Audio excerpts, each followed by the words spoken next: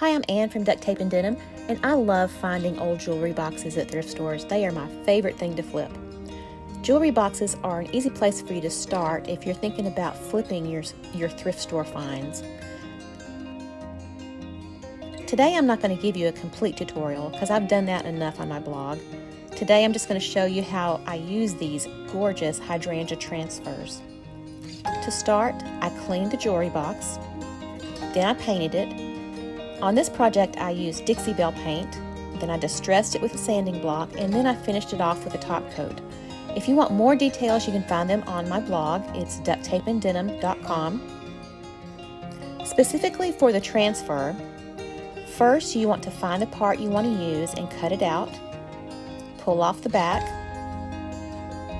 Carefully find the place that you want to put it on the jewelry box and lay it down. Now once you lay it down, you can't just pull it off because it's going to stick to the paint.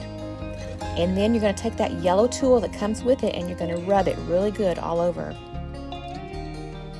You can also make the transfer go around the edges and even over the drawers and lids.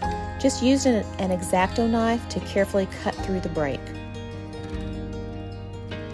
And then you're carefully going to pull off the front layer, starting at one edge and just peeling it back. And it really is that easy. I resisted doing this for a long time because I thought it was going to be hard, and once I did it, I realized how easy it really is. And as you can tell, if part of the transfer isn't sticking, I just laid it back down and rubbed it a little bit more.